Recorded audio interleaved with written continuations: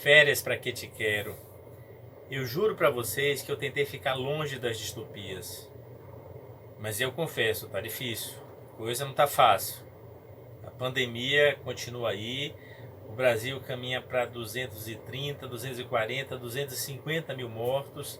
E mesmo que eu queira curtir as férias, mesmo que eu queira estar de pernas pro ar, não tá fácil. Então hoje eu vou voltar a uma distopia, porque ela tem muitas lições a dar pra gente. Quer saber qual é? Vem comigo que no caminho eu explico.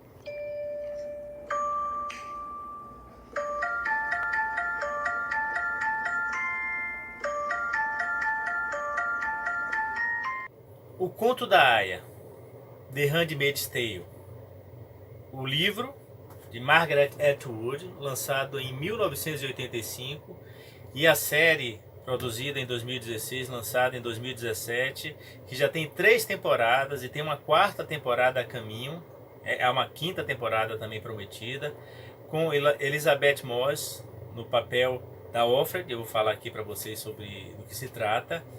É uma das séries mais bem sucedidas, vencedora de diversos Emmys, com uma fotografia maravilhosa, cheia de contrastes.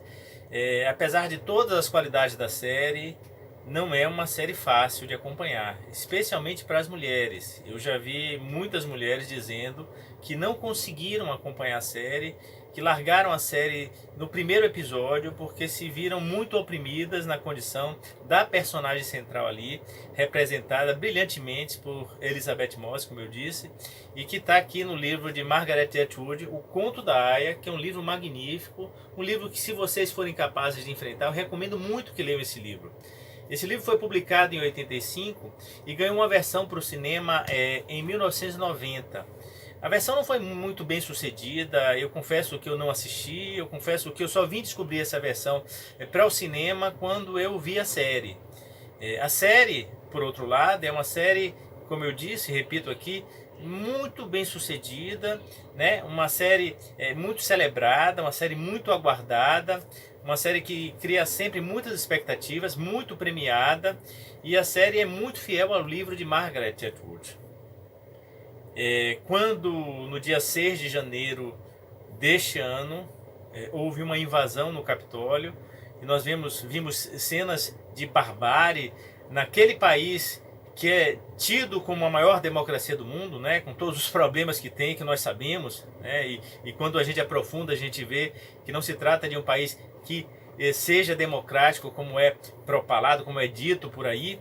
Mas quando nós vimos aquelas cenas, nós vimos que as distopias que estão descritas em muitos livros, né, como Margaret Atwood mesmo dizia, ela não escreveu uma ficção científica, ela escreveu uma ficção especulativa.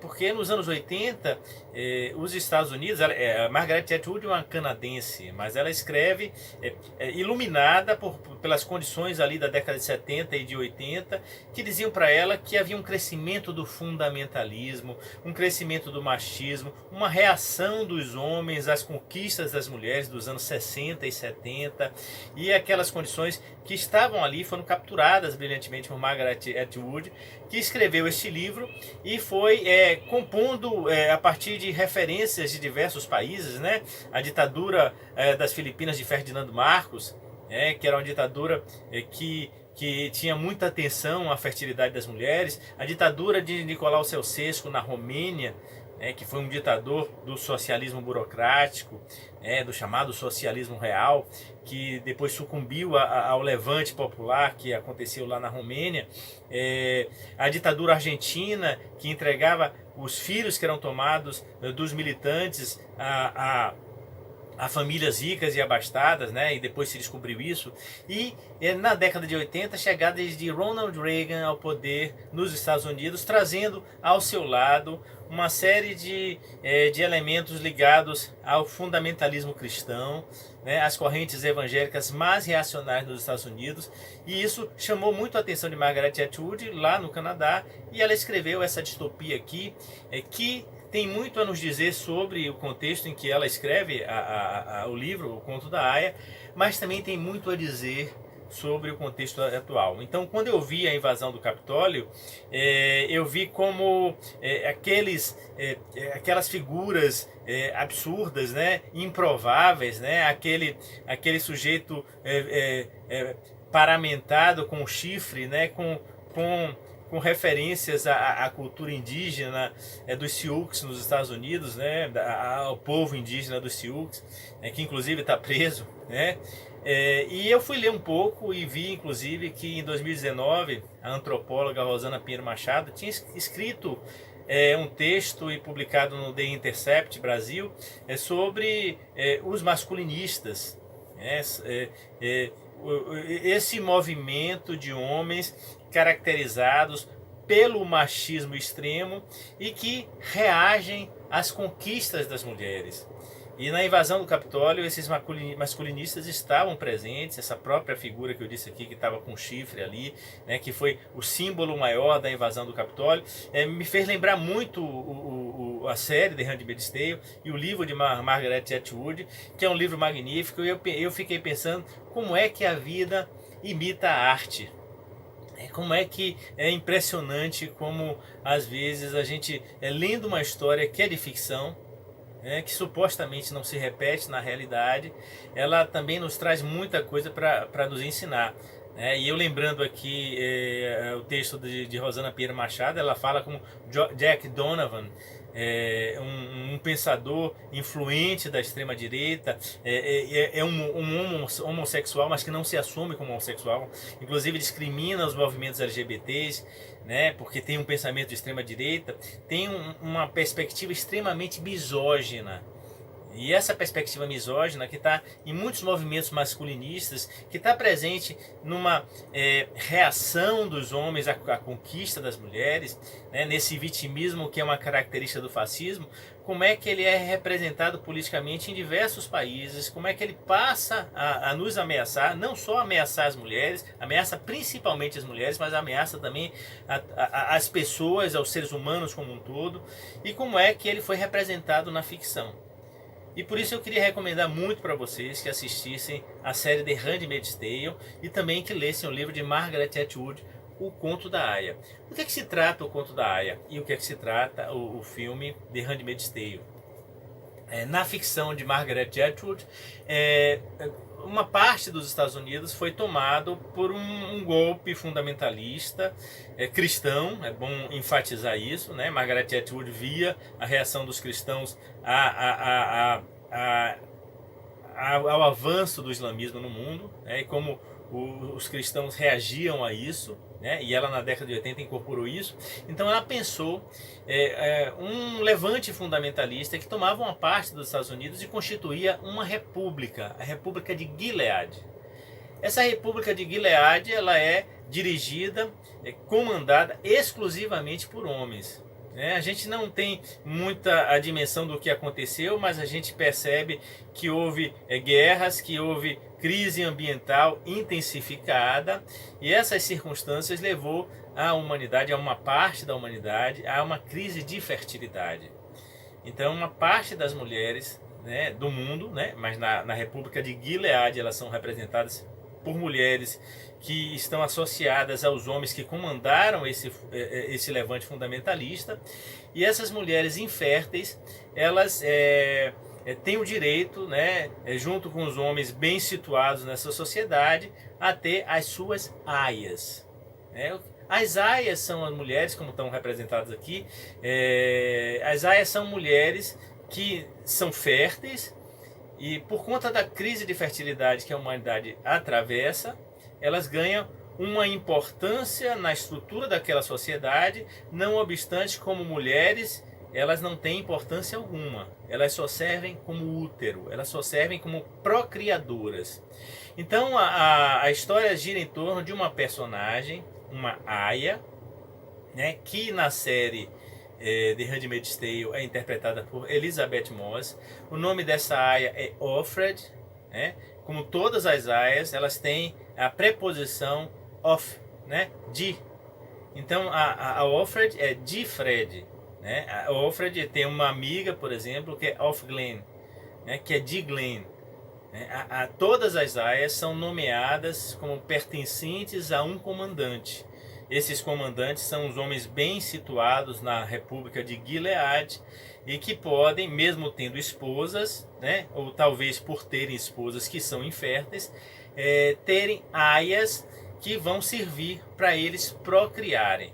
Então a história se gira em torno de Offred, que é essa aia, né, que é uma aia de um comandante chamado Fred, que tem uma esposa chamada Serena Joy, que você vai vendo no livro e na série, que foi uma mulher importante, que tinha um papel relativamente bem situado politicamente na sociedade anterior, e ela termina junto com seu marido se associando nesse projeto golpista que vai converter a sociedade, parte da sociedade americana, na República de Gilead.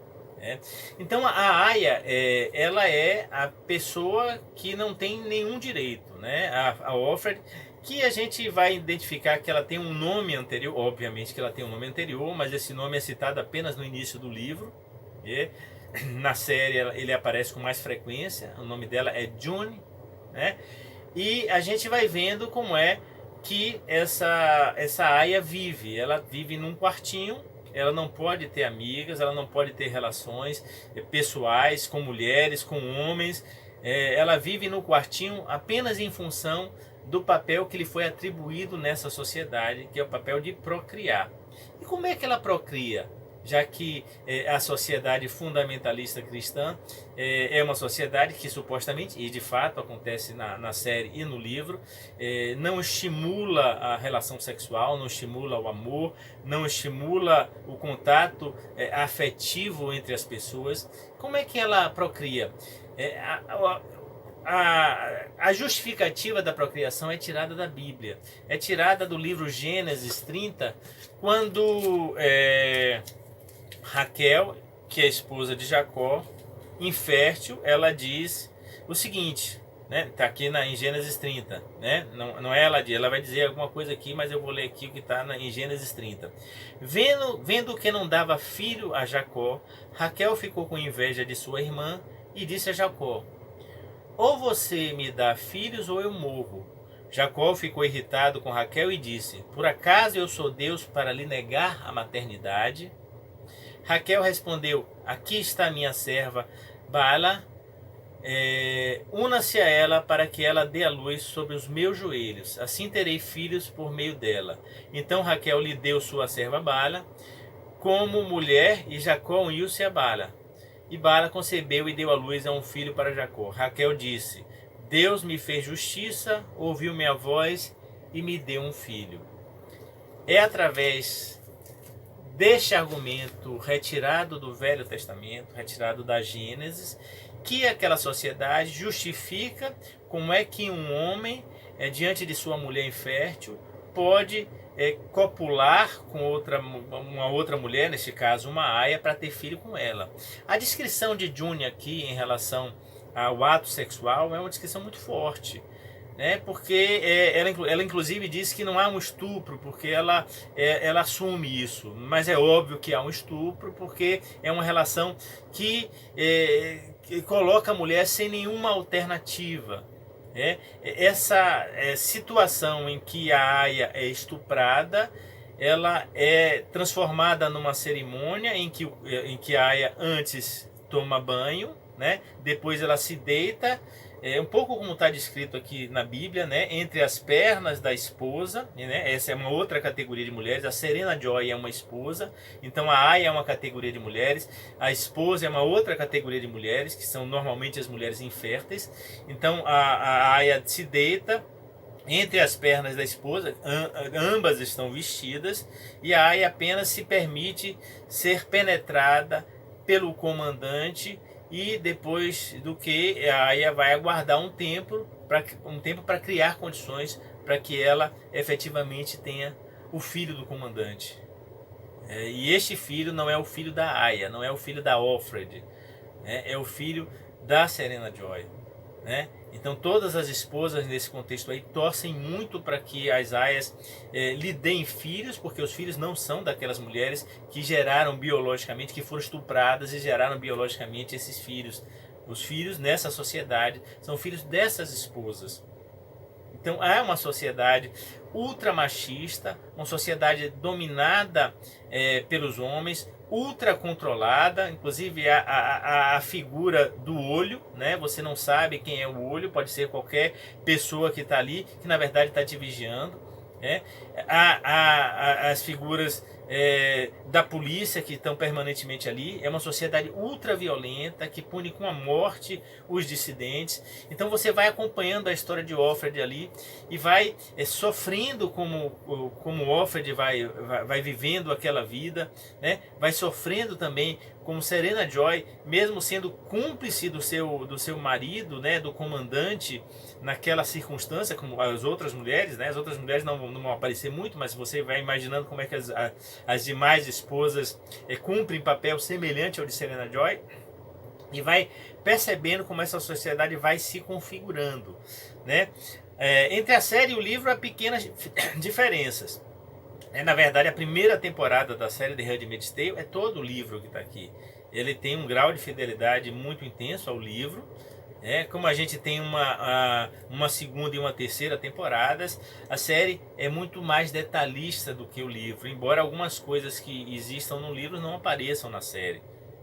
Por exemplo, na série, na primeira temporada, você não vai ver as econo-esposas. São determinadas esposas de uma condição social mais baixa, que supostamente, provavelmente não podem ter aias. As econo-esposas que aparecem aqui, né, elas não têm aias. Essas econo-esposas, em uma circunstância aqui que há no livro, não aparece na série, na primeira temporada não aparece. E eu creio, eu assisti a segunda e a terceira temporada, mas eu estou tentando me lembrar, eu acho também que não aparece nem na segunda nem na terceira temporada. O Conto da Aia é um livro também bastante premiado, um livro que, apesar de ter sido lançado em 85, não teve um grande destaque no Brasil, pelo menos, e eu suponho em outras partes do mundo, mas com o lançamento da série, esse livro foi muito valorizado, passou a ser muito vendido, passou a ser muito procurado, porque as pessoas despertaram a curiosidade para ler o livro e acompanhar a série, e fez com que a Margaret Atwood ela escrevesse um segundo livro, que é este livro aqui, escrito 15 anos depois se passa 15 anos depois da história de O Conto da Aia, que chama Os Testamentos. Eu não li este livro ainda, estou aqui, está na fila para eu ler esse livro, estou muito curioso para ler este livro, mas pelo que eu li a respeito do livro, sem ter lido o livro, eu vi que este livro não é exatamente a segunda e a terceira temporadas. Parece que tem alguns elementos que você vai ver na segunda e na terceira temporada da série The Handmaid's Tale que estão presentes no livro, mas não é exatamente o livro que aparece nessas duas temporadas. A série, como eu disse, ela é esteticamente bonita, esteticamente vistosa, né?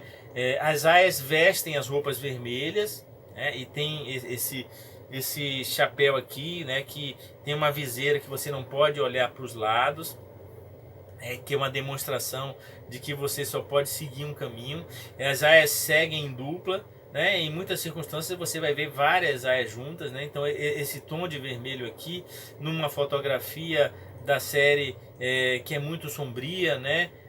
Com tons variados de sombras, especialmente o verde, há contrastes muito efetivos aqui, como há também cenas na neve, esse vermelho ele se destaca muito na neve, então há planos abertos assim de cima, então você vê as aias ali na neve, você vê as aias em conjunto ali, várias aias. Então a fotografia da série é muito bonita, vale muito a pena assistir, também pela fotografia, os que apreciam isso, né?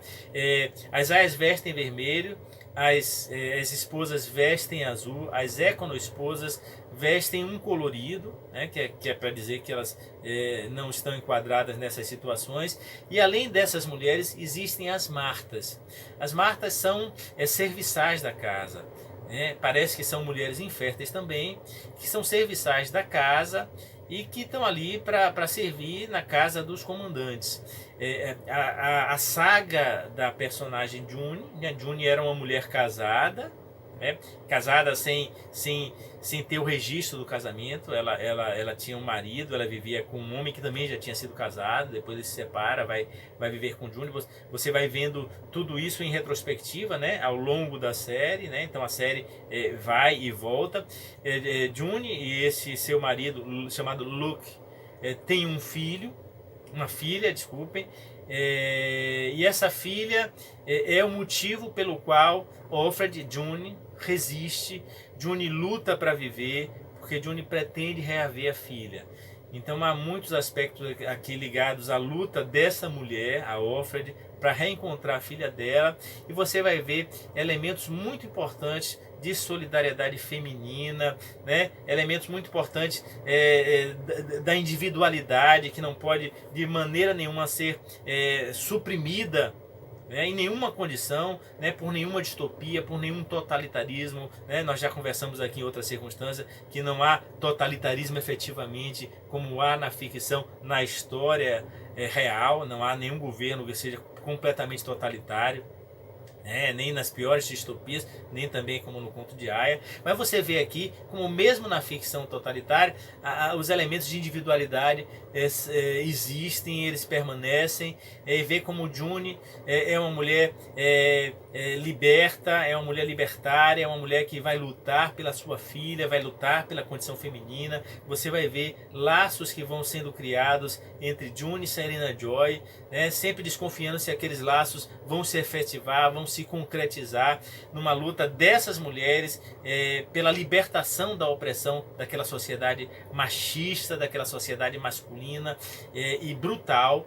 Então você acompanha isso sempre com o coração muito apertado, porque a história de Offred, de June, é uma história bela, é uma história que inspira a gente a lutar pela libertação das mulheres, pela libertação dos homens, pela libertação dos negros e negras, pela libertação dos LGBTs, das pessoas com deficiência, dessa sociedade tão opressora, exploradora, que de tempos em tempos coloca a barbárie diante da gente.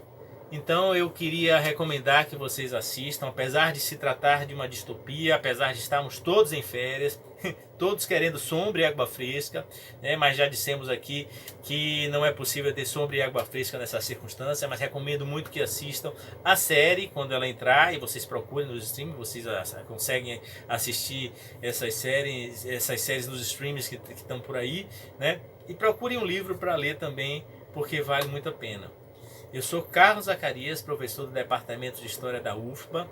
Este é o meu canal, que foi criado para o semestre letivo suplementar, e essa etapa do canal é a etapa que eu chamo, né, a coluna Férias para que te quero, que eu estou dando dicas de séries e livros e filmes para vocês assistirem.